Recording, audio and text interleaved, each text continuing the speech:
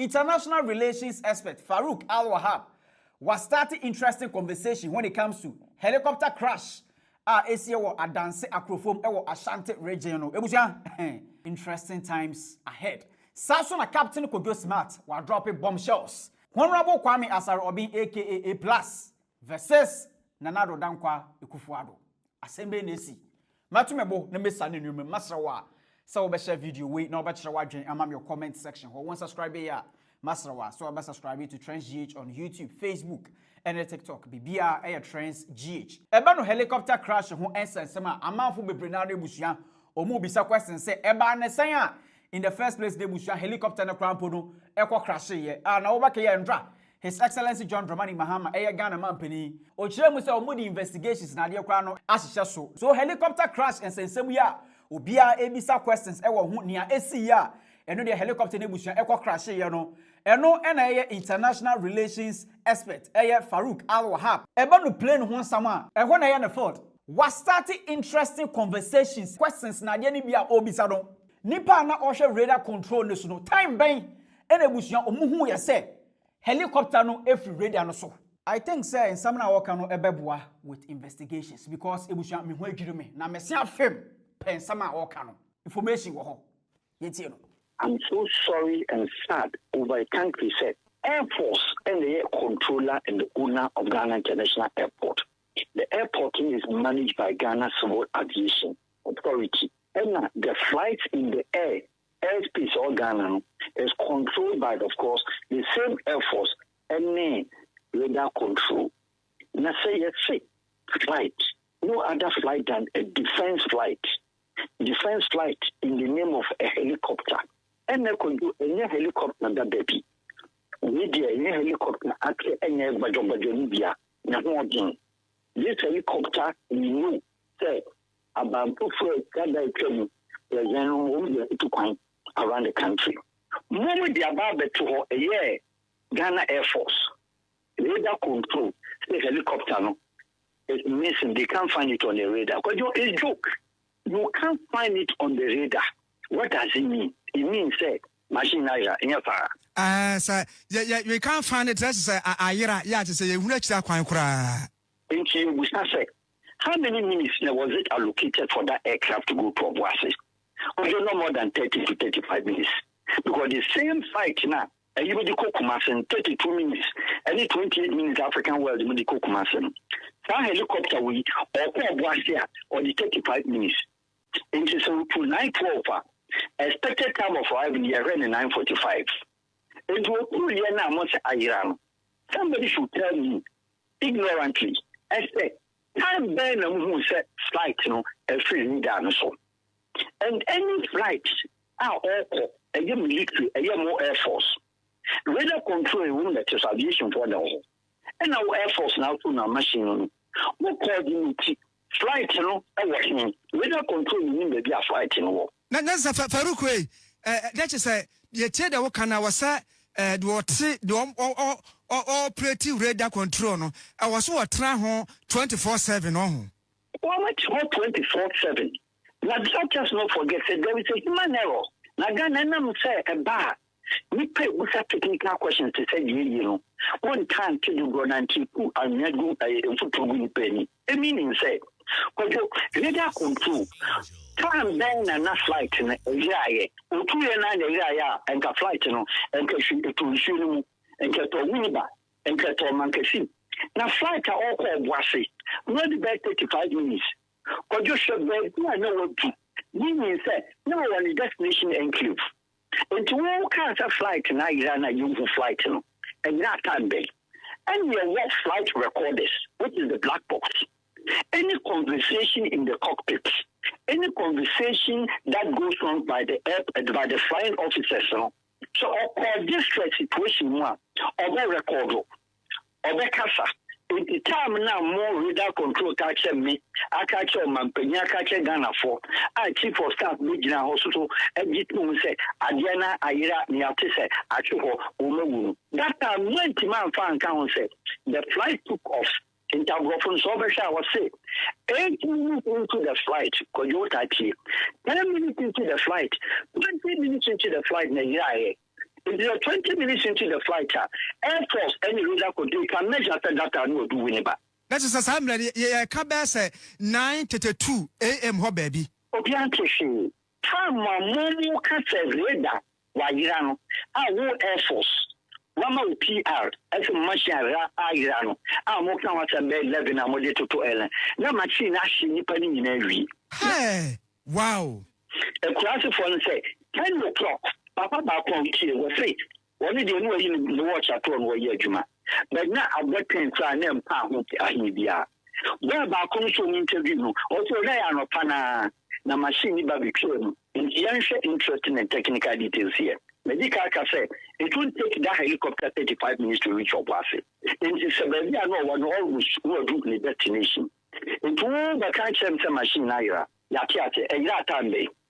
Time burn a machine if you read us. So the many times the coordinator on the flight, you know, so sorry. And now say this situation, pilots, you know, send a signal, say, when you forget.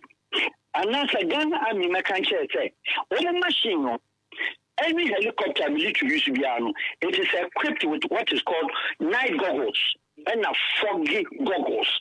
Fog goggles, you know, no matter how, no military jet, we don't find everyone. And don't check to me after the technical issue. But this is one of the views said. When to mean saying, any country Ghana. Apart from details, Makacha president, so Yahoma politicians, no many that announcement. But we technical details said, Otu Tam Ben wa Yaye, all the Iran, and Kassan Rena plane Iran, and Panasino. And their conversation between the pilots and the radar control. Because one, some machine Iran, necessarily, you know, next one, or no navigation system echo off. If you hear, and after for whichever reason, you know, we are communicating well from the radar control because with the private jet and answer with the helicopter one. Radar control, so when you come out, they scream at them. When you shout, say, you are too low, go up, go east, go west, slide. What is our messages in Naba? I don't think I radar control form for our messages in my. It won't between the time chairman say, a year I can. A year I now say, we last communication to the aircraft now say. Now, could you remember here, Team 20 as I say, Ghana, then you were the longest and the farthest radar control system monitor over the whole West Africa. Where do we be? Mali will be. Nigeria will be. And the flight is 200 kilometers away. Ghana radar control team flight, you know. And it's a car fine pepper and a wash roll. Obia baby on Ghana radar control for the crown was she said, Passion air, or 13,000 feet. Now, or top 6,000 feet above, no. Play big and I will use route to need the chemical action Ghana. With 26,000 feet in your commercial India, a free money about the same. We number one route into emergency. They scream at them that will get closer and also will call too much of the wind. Free help. Now tell Ghana Air Force to get to about 11 so no flight in Iran. That time, no, anytime presidency, now we get announcement.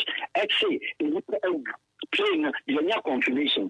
And I'm in general, so I'm what will they do in there? Because some military aircraft and the Air Force and the problem about helicopter car, young fat car, and young fat banshaba, and young for in a coshe. It is our cosmetics now yet to now interest in this say.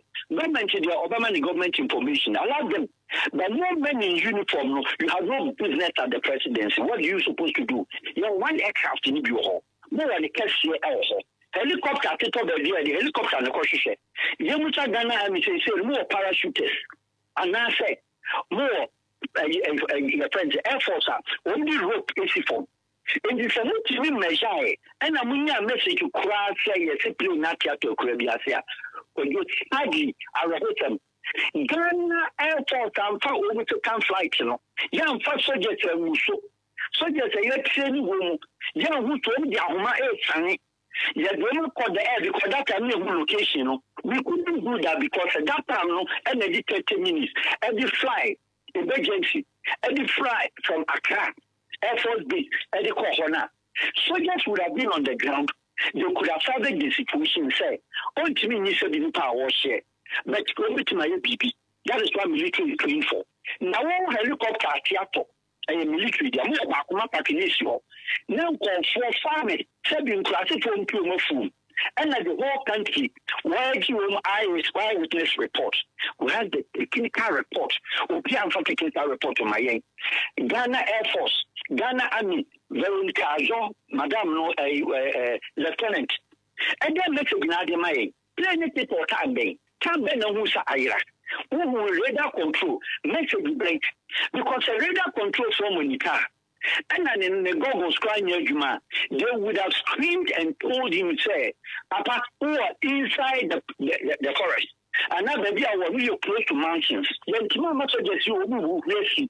They will start in Crash, and at the second, and also, let me look at, and then the new J0KE, what please. 9:12 a.m. Because it's a time where information the buyer say, no. What's the say on Kwanwa? Now we are talking about 2-hour interval. Which is not possible, Chelsea. That's really a simple thing. And Crash of one recorded a machine in Shidaba. Or the 35 minutes to 37 minutes in Echo, but since you were doing destination data. Most of the 11 o'clock, now we go clean Aya. It is so plain Aya. You must have a radar control. You can't just tell me. Ordinary say, no machine, I may say what the last message is only me panic attack, and I only cut up to 9:20. No, bear a pump, and that's a machine, I may say that is a pump. A whole number 30. And then I Ghana Air Force, that time, okay, radar control. That time you miss a contact to the flight, no, a pump. That time, no, not a military helicopter, second one, no, two that. No, because the routine, it's way to wash it. If you come out to Crăsh, you said was up on so much military in Romakotan presidency. But now they soldier play, the soldier play, then the person say, the new people go there, the black box investigator squad. Only in Soki, say the Toho, I don't know who's idea. No guy is in the Tinukusiho, it's in the Tonawaha. Black box, I will be on the right. The right wing anymore, and that's on the left wing anymore. So no matter how version, you concentrate the area and retrieve the black box. Black box may be a communication. Nancy, you're Chinese for, and you're doing good, and you're doing sicker. I saw guarantee, and who quentin and near quite this debate. And really see, you know. But the first thing as a country in the commission said, your guarantee side to do a war. Area where there could have been what is called unfriendly fire. What is unfriendly fire in aviation? Meaning, sir, a big one, a big crap, shoulder to air missile will be or who military helicopter says fire, or who to take your mobile attack from guarantee side, or be making a blue. Wow. A single engine. And it's a tube and an unfriendly fire be. And a shoulder to air missile, and that's a grand artillery be. And a can one. But you don't know. We do come the area because I need to follow. So that you have me as she said, but also put your mother, or make my session in pieces. Then Chinese phone. It could be any other interested party say. It be a flight in a bag, women say, because helicopter there no lower 1,000 meters. 1,000 meters because you're dead end of landing 3 minutes. Flight to be able to take 1,000 meters, or the 3 minutes. 1, 2, 3, 4, 5. We will do 10 no land in 3 minutes. In the 3 minutes less and no land, where was the flight? You were doing. I did the bar or what our mountains now, or cop plunging into tree, or go to the machine in bar form. Let's look at the option set. Or we could fire people, man. The fire be called machine in back, in plane, a corner head, a corner winger, helicopter, the never form. Because we're losing gravity, or losing gravity at the weight in the pepper. Because your machine, Air Force of 4, I'll do with the weight, the gravity. No what part, what wire the what properly, what ramp machine, I take it up, what slide that to do. We need man is we took off 912 machine Naira. Aya wahin a demo you are a conversion with Magra. Naira the concentration say young military room. Roman Copenka sense, but men who see according off. Men who aviation inspectors. Equal polythene bag, equal proper special bag, only sister pieces and particles. Because 5 pieces and particles now. And since you know, a batch But in case in the these are the concentration of aviation investigators of a Crăsh area. What do they do? Say artillery being going on. They'll be able to do it. But I can still tell you the mechanism. The black box means it requires no distress. None equipment of in terms of navigation. And that's it was 240 because they are also in night goggles in continuing format. Or that I say, oh, this is a reader control. Where am I? Am I safe to land? Am I close to land? Am I in? And yes, a helicopter. I need to get a helicopter. But you make my time around every minute. And net jet, private jet, and your friends, a passenger jet now, what could go around to do circumference. 360 degrees and sana, what a baby take you up. No. Helicopter is instant turn around. And then let me put on records.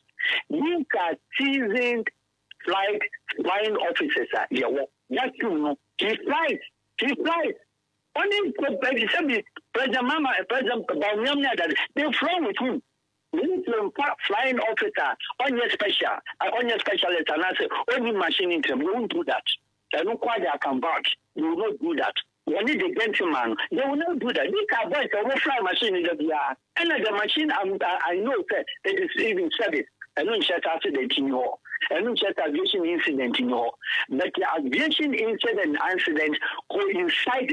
We should be able to know, sir. Let them say, I rather control name Air Force. Then Air Force, you have something to hide. If the Air Force cannot tell Ghana, say, only the radar control communications. Say another machine, yo. Machine, So Farouk Al Wahab, and some way, not able to get when it comes to helicopter crash, a course 2 days ago. Ewo adanse akrofrom na helicopter crash same way also and a captain could go smart on the old shame say ebusia obehye ne experience bia one her excellency Professor J0KE Opoko Ajman ono the captain ochirem and ogina hobi na ensemben e na esi wo ho Captain Smart or can say me about Ghana Armed Forces anyhow if you know fire service and a one Ken Ofuriata ni din ebepiemu na me mpese me kasa wasem ye hu helicopter no me say me who vice president today or commander enye obi na e ka kire me ye two cars k papa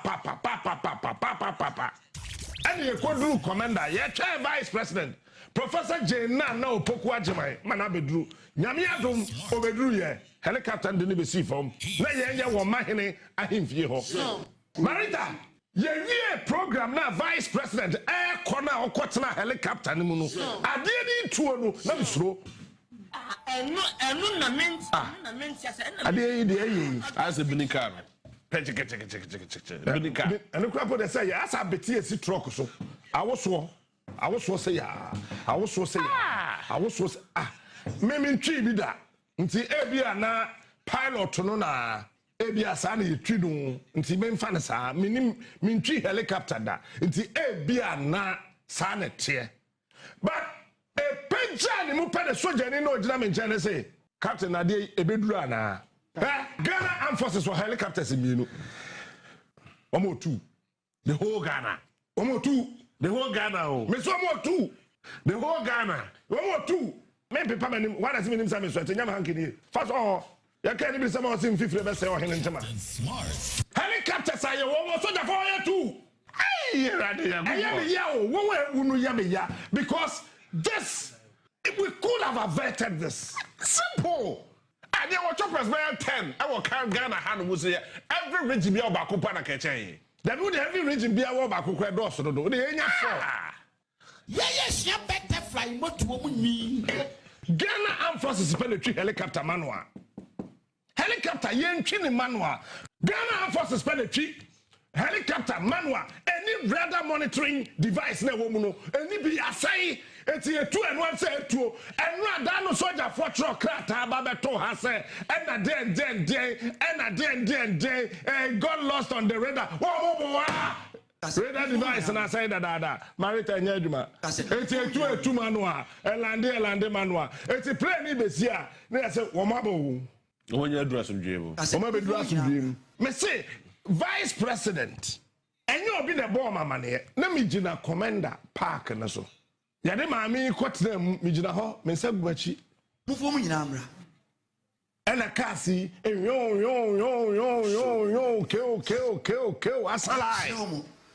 So I could Yamami Kurem, they are salute to do. A puna helicopter and a puna soldier in the tomorrow. And what do you piano the way see Jim Brown? And so who come be a helicopter upon the Yemi big gra. Nan one than a fa cat. Pull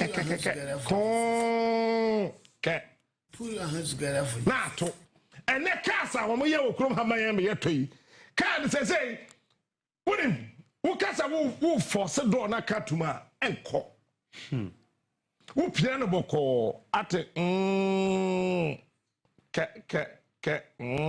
no local fine.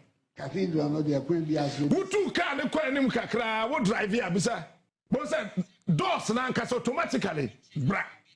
Na aloke. Ghana pay the minister of state in the car. Obi said driver say wa lock no. Pull your hands together for Jesus. Wa lock no. Helicopter no A2 no. I was standing right there at commander. So they did not jump na adie ebedrunie. Fire tenders say okrom ha ina. The whole country, the whole Ghana. They make Kenya Mahamantina make mu. So I am Mahamantina make. Because nobody am ready afi. The whole Ghana fire tenders anyash. Ye did mija. If you didn't do mija no, aka 32. The whole country, the whole Ghana, aka 32. And ye did mija. And then make say me. Apostle for fire service, a soldier for whoever, security agencies in Amon Fanchami. Munja say, Unudi. Sir, junior officer be could no capepa near Yinedi. Now you take commission of inquiry. Now you take service inquiry. I didn't know who could be a one no a kaye. Also, the dear Fidian Yedma. We're complaining Santi. I am it to say America military helicopter at theater. A coteto hin Palestine. Obi na bo mutuo enu mpona esi fom no odene dese na our stability mechanism eti ya bo mutuo me jada ne to odene dese esi fom bra Then yo, why they say you ntimi nto? Obi aka say captain ne boarding dodo. Ne boarding chain. So my way ya raising bonds 14.7 billion US dollars. Na ye hu ade edi sika na ye. See even Chinese movie kura na ebe ibi. Na keno for attack America say ne show ahono nti ontimi ma. See even Chinese movie kura na ebe ibi. Eti keno for attack ntimi ma Ghana. Abesi. Eti ye te ho say ye issue red alert. They said the Mareta to Nanokoi, red no call, na Kefrata the hospital in Paso. But when my Rapo Sama womb, Yash, yes, on the track and for Yata Yare Hoka. Ti Yare no Yare no. It says so your former minister of state, or that you see diplomatic passport. It's yen a ye trian a yadi no, and Hoka Tikano for Yata the America hospital, Ghana buying Triaka. Because oh, ne. Or a former minister of state, and rather say, Yemen state barrier, to Ghana for better Daka, near the Dano. Yes, I abonne yini na hoka, then a bush for the woman said, Gucci, I could sue crocodile soon. So Nippon watch here, or much Monkwa, when it comes to helicopter crash, Ebusian, Echo Sona, and no Ebusia and Dramuhono, or much them say, or more the 8 bodies in Nano, Eco Piemo, South Africa. Or more day air forensic analysis echo is so hot. Nano na man for brain be say inti Ghana hano. That forensic analysis no mo koye no anye bia no. Ghana aye ye hospitals na dey akesie ebusia omuntumi enye bi wo ho anase den. Eno na honorable Kwame Asare Oben aka A+ wa tie si monchimonka highway no so a ensem ode atodwa ho na ebusia porpol miensa na ensem atele. First one A+ or say a country that can't do DNA analysis has $97 million to spend on a hole into bracket cathedral. I don't know why you say. Honorable Kwame Asare Oben A+ or Mananswa na wasan betro was say when Akufo-Addo became president, Mahama had built UGMC, a University of Ghana Medical Center. Instead of adding DNA, he spent $97 million on a hole. Akokraboni A+ or Mananswa na wasan betro was say as president Akufo-Addo equipped the police with not one but 2 vintage helicopters. Each of the choppers was proudly 50 years old at the time of purchase. Together, these choppers have a combined age of 100 years, slightly older than the purchaser. Aviation historians are still debating whether they belong in the skies or in a museum. Dear pilots, please resist the temptation to fly these airborne antiques. Ekufuado akokra boni ano de A+. YSA. So ono de and someone His Excellency John Dramani Mahama o chirem say momo fanye politicization no Honorable Kwame Asarobi A+ de watie Simonchimonka highway no so adanya Kofi Apalumu o de ye politics enu nti no ono so atie Simonchimonka highway no so ebusa kire wadwema me wo comment section ho na share video we ma foforo so nsenkebi me di Kojo Black Macron. Ebusa quick one. Land King Company Limited. Ebano asase ho nsem ene afi paperwork so a Land King Company Limited. Omo na mekanfo ama. Ebano cadastral site plan, building plan ene afi. Omo also facilitate title certificate, any building permit. Na me no ke say Land King Company Limited ebusuya omo wo nsase wo ho ma eno de ebusuya na bo eye fofofo. Okọ Asalaja, Majera, Pokwasi Afieman. Nya no pe impo wo pe asase ni bi ewo different place no de ebusuame ntumi ambo so wo de from number we da woni omo enjetwe nkomo omo ba pe asase ni bi ama we litigation free enye land guard ho sensem bia because Land King Company Limited ni omo kan say partner us and build confidently.